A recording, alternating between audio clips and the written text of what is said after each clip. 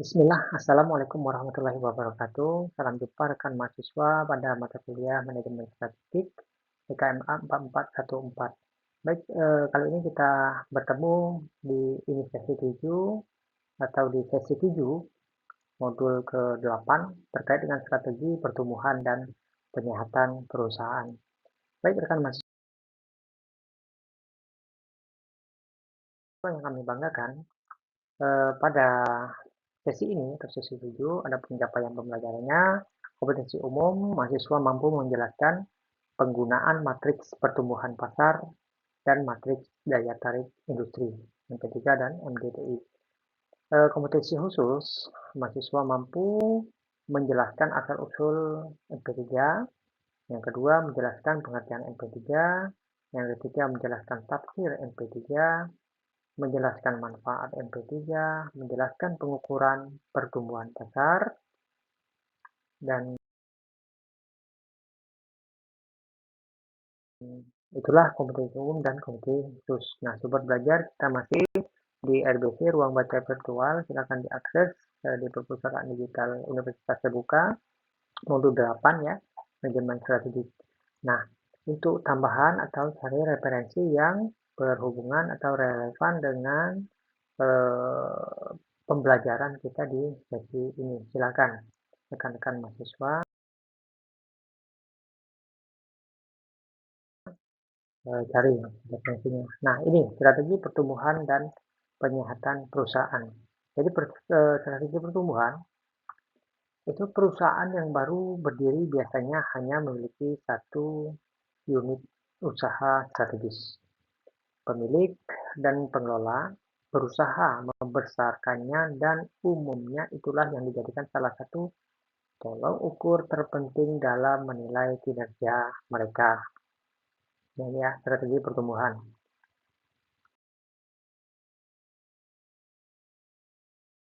Selanjutnya, rekan mahasiswa, jika berhasil, perusahaan yang pada mulanya lebih banyak bertumpu pada bisnis inti saja, kemudian berkembang menjadi perusahaan yang terdiversifikasi, memiliki banyak unit usaha strategis. Oleh karena itu, tidak heran jika strategi pertumbuhan begitu dikenal oleh para eksekutif dan pemilik perusahaan.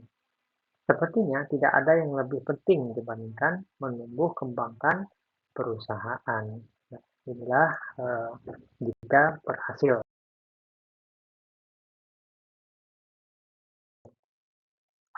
Baik, pada awalnya pengembangan perusahaan dilakukan dengan pertumbuhan internal dengan irama yang reguler.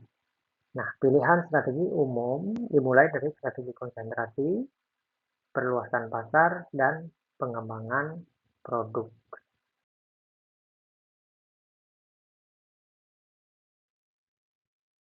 Baik, rekan mahasiswa, barulah kemudian ketika perusahaan telah memiliki pengalaman yang cukup dan mulai mampu melakukan akumulasi sumber dana, manajemen memutuskan meningkatkan intensitas pertumbuhan. Nah, ini jadi secara bertahap. Akselerasi tersebut dilakukan dengan pilihan strategi diversifikasi dengan modal pertumbuhan eksternal melalui akuisisi dan aliansi. Jadi ini penting ya. Dimulai dari diversifikasi konsentrik dan berujung pada diversifikasi konglomerasi. Nah, ketika itu momentum pertumbuhan dapat dikatakan telah dapat alih ekspektasi hasil melebihi pertimbangan risiko. Jadi selanjutnya rekan mahasiswa strategi penyihatan perusahaan dan investasi. Nah, berbeda dengan strategi pertumbuhan yang telah dikenal luas, strategi penyihatan perusahaan baru dikenal pada awal 80-an. Sekalipun sesungguhnya pada tahun 50-an telah ada rintisan tulisan mengenai pokok persoalan tersebut. Nah, ini sejarahnya. Kini, ketika lingkungan bisnis lebih sering tidak bersahabat karena demikian tingginya tingkat turbulensi yang dimiliki, posisi strategi penyihatan perusahaan menjadi begitu strategis.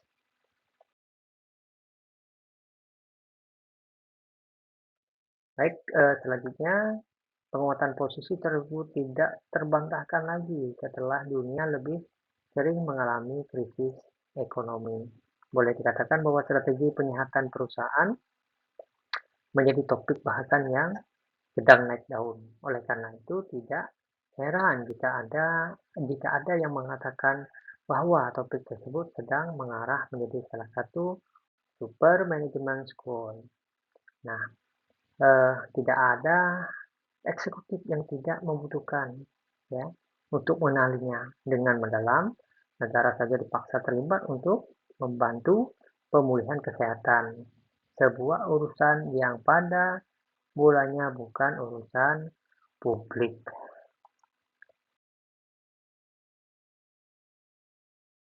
Apa yang kami banggakan, ketidaksehatan perusahaan bisa disebabkan oleh variabel internal dan juga eksternal perusahaan atau kombinasi keduanya. Pada umumnya, ketidaksehatan perusahaan yang disebabkan oleh variabel eksternal lebih sulit ditemukan dibanding ketidaksehatan yang disebabkan oleh variabel internal.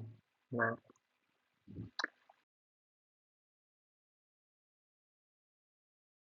baik rekan mahasiswa yang kami banggakan, manajemen tidak memiliki kendali terhadap variabel eksternal. Penyihatannya juga tidak cukup hanya menggunakan penyihatan operasional, tetapi sampai pada penyihatan strategis. Efisiensi saja tidak cukup.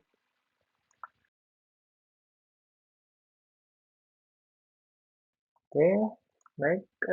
Yang diperlukan justru kreativitas dan terobosan strategi yang dibuat oleh eksekutif perusahaan. Jika ketidaksehatan perusahaan yang disebabkan oleh variabel eksternal terjadi secara sistemik, maka mau tidak mau negara dipaksa untuk membantu proses pemulihan kesehatannya. Nah, belakangan ini semakin sering dijumpai perlunya intervensi negara seiring dengan semakin seringnya dunia mengalami krisis ekonomi.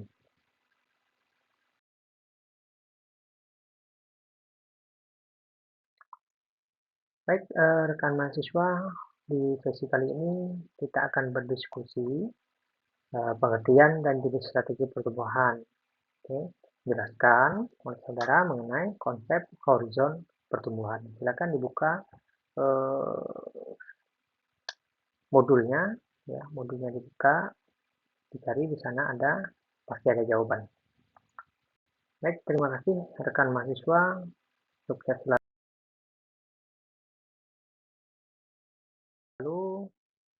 Eh, Semoga kita senantiasa diberikan kemudahan dalam menjalankan tutor ini, karena di dalam tutor ini kita juga merangkum modul sebagai bahan ajar mandiri dengan membuat catatan ringkas penting modul 8. Jadi rekan-rekan mahasiswa silakan belajar secara mandiri, berpartisipasi dalam forum diskusi ya. Di sini ada diskusi di sesi 7 ini, terus ada tugas ya, ada soal tes. Nah, tugas dan diskusi itu silakan dikerjakan. Jangan lupa untuk menjelang pertemuan berikutnya di sesi 8 atau sesi terakhir, rekan-rekan mahasiswa bisa mulai buka-buka materi untuk sesi berikutnya. Selamat belajar, semoga sukses. Assalamualaikum warahmatullahi wabarakatuh.